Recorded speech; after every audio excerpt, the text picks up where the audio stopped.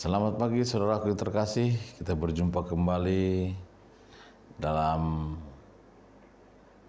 channel YouTube kita di HKP Limo, di Logos HKP Limo pada saat ini. Sebelum kita mendengarkan firman Tuhan, kita berdoa. Kasih karunia dan damai sejahtera kiranya menyertai hati saudara-saudara dalam nama Yesus Kristus. Amin. Saudaraku yang terkasih, firman Tuhan bagi kita pada saat ini tertulis dalam Yehezekiel pasal 36 ayat 26. Demikian firman Tuhan. Kamu akan kuberikan hati yang baru dan roh yang baru di dalam batinmu, dan aku akan menjauhkan dari tubuhmu hati yang keras dan kuberikan kepadamu hati yang taat. Demikian firman Tuhan. Saudara-saudara yang terkasih, tentu setiap orang punya kelemahan dan punya kelebihan. Sebagai manusia, terkadang dipengaruhi oleh dunia.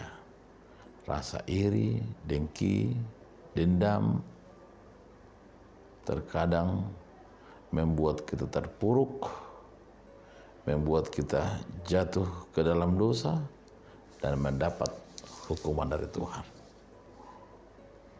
Bangsa Israel juga mengalami hal yang sama. Ketika mereka kemudian dengan ibadah kepura-puraannya, dengan persembahan yang penuh sandiwara, dan tidak melakukan apa yang diinginkan Tuhan, akhirnya mereka harus dihukum, mereka harus menderita. Tetapi Allah mengasihi kita. Kemudian Allah menolong kita. Setiap orang percaya, setiap orang Kristen pastilah juga pernah melakukan dosa dan kesalahan dengan segala kelemahannya. Akan tetapi pertolongan Tuhan kepada kita kemudian akan memperbaharui kita, mentransformasi kita, merubah kita dari hal yang buruk menjadi sesuatu yang baik. Allah akan bersama-sama dengan kita untuk memperbaharui diri kita. Terkadang manusia ingin berubah, tetapi karena mengandalkan dirinya, mengandalkan kekuatannya, akhirnya perubahannya gagal. Dia ingin merubah sifat-sifat yang buruk itu, tetapi karena tidak ditolong dan tidak memohon pertolongan dari Tuhan, sering kita gagal dan gagal. Akan tetapi di sini Yehezekiel kemudian bermohon kepada Tuhan, dan bangsa Israel juga bermohon kepada Tuhan, dan Allah menjanjikan sesuatu yang baru yang akan diberikan kepada mereka, kepada Yehezekiel. Allah kemudian akan memberikan hati yang baru. Kita tahu kalau hati kita adalah tempat di mana Allah berbicara kepada kita. Dan bukan hanya sebagai pusat sentral dalam kehidupan kita, tetapi juga hati juga adalah yang menimbang mana yang baik, mana yang buruk. Meski otak yang mengatur pergerakan tubuh kita, tapi itu juga bersumber dari hati. Karena itu hati yang baik asal kemudian akan menghasilkan pikiran-pikiran yang baik, pikiran-pikiran yang positif thinking, pikiran-pikiran yang indah. Dan Allah akan memberikan hati yang baik, hati yang baru. Bukan hati saja yang diberikan, tapi juga Allah akan memberikan roh yang baru.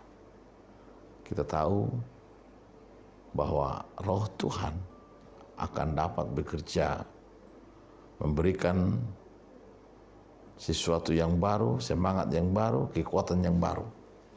Ketika roh Allah ada bersama dengan kita, maka hal-hal yang hebat akan bisa kita capai, akan kita bisa lakukan. Karena itu Allah dalam nats ini berbicara kepada kita, kemudian kita akan diberikan hati yang baru, roh yang baru di dalam batin kita. Dan kita akan memiliki sesuatu yang hebat karena telah menjauhkan tubuh kita dari hal-hal yang buruk, hal-hal yang keras, dan diberi hati yang lembut. Saudara-saudara yang terkasih, karena itu buanglah kerikil-kerikil tajam yang ada dalam hati kita, sehingga roh Tuhan bisa hadir di dalam hati dan jiwa kita. Kerikil-kerikil tajam itu adalah dendam, iri, dengki, dan kita akan hidup dalam pembaharuan Tuhan. Jangan tolak roh yang dari Tuhan. Jangan tolak hati yang baru, memperbaharui kita, sehingga kita kemudian akan tetap berada di dalam Dia, karena orang yang berada dalam Allah, berada dalam Tuhan, kemudian akan memiliki bertindak hal-hal yang baik juga. Di dalam pikiran yang baik, dalam hati yang baik, kemudian akan tercetus, akan terungkap, akan terkatakan hal-hal yang baik. Dari hati yang buruk akan keluar dari kata-kata yang kurang baik. Tapi kalau dalam hati yang baik, hati yang indah, hati yang lembut, akan keluar kata-kata yang indah, kata-kata yang menyejukkan. Karena itu tetaplah membuka dirimu untuk diperbarui Tuhan, dan kita akan melakukan hal-hal yang indah dan yang baik itu. Sebagaimana kupu-kupu yang indah berasal dari ulat awalnya, kemudian ulat itu, kepompong itu, kemudian berubah menjadi kupu-kupu yang indah. Kita sedang diperbaharui Tuhan, kita kemudian akan memiliki sesuatu yang baru, yang indah, dan kita bersyukur kepada Tuhan. Amin. Kita berdoa. Terima kasih Tuhan atas anugerah-Mu bagi kami saat ini. Biarlah tubuh, jiwa, dan raga kami Engkau baharui menjadi hal-hal yang indah, yang baru, sehingga sifat kami, perilaku kami adalah perilaku yang baik, perilaku yang dicintai, disukai oleh saudara kami yang lain. Ya Tuhan, berkati kami dalam pekerjaan kami, berkati setiap jemaat-Mu dalam setiap kegiatan mereka, dalam pekerjaan mereka. Biarlah Tuhan yang menolong mereka, sehingga orang-orang yang percaya kepadamu adalah orang-orang yang baik, yang berasal dari perilaku-perilaku buah daripada roh itu sendiri. Karena roh Tuhan selalu menyertai, berada dalam setiap orang-orang percaya.